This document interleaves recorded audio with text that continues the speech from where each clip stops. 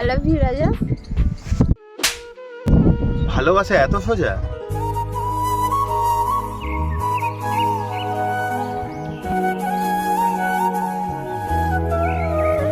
তুমি এইভাবে কথা বলছো কেন? তুমি কি বলো তো, তোমার কোনো যোগ্যতা আছে? তুমি নিজেকে আয়নায় কখনো দেখেছো?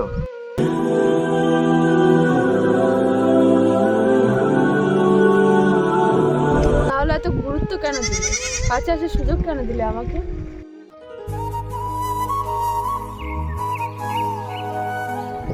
তোমার সঙ্গে ঘুরেছি, দুদিন হেসে গেলে কথা বলেছি, তুমি ভেবে নিয়েছো যে আমি তোমাকে ভালোবাসি? রাজা, তাহলে এগুলো কি ছিল? আমার আবেগ নিয়ে খেলার কোনো দরকার ছিল? আমি তোমার কাছে এসেছিলাম না তুমি আমার কাছে এসেছিলে? হ্যাঁ, আমি মেনে নিলাম যে আমি তোমার কাছে এসেছিলাম। হ্যাঁ, এটার একটা কারণ ছিল। আমি ডিপ্রেশনের মধ্যে ছিলাম, তাই তোমার সঙ্গে কথা বলেছি। আমার একটা সাপোর্টের প্রয়োজন ছিল, তাই তোমার সঙ্গে মিশেছি। তা বলে তুমি ভেবে নিলে যে আমি তোমাকে ভালোবাসি?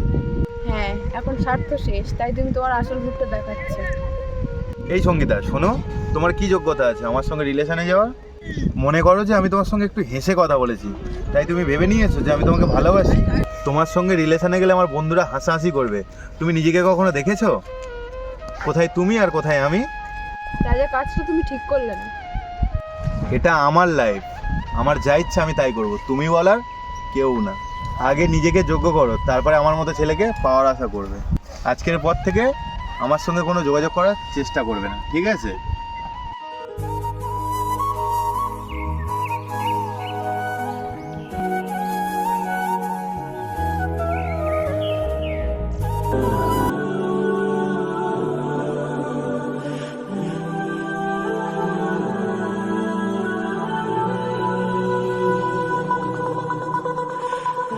দেখ সঙ্গীতা, তোকে আগেই বলেছিলাম এই সমস্ত ছেলে না ভালোবাসার মর্ম বোঝে না, এরা এরকমই হয়।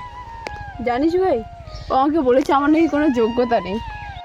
ও নাকি ডিপ্রেশন কাটানোর জন্য আমার সাথে কথা বলেছে, আমার সাথে মিশেছে।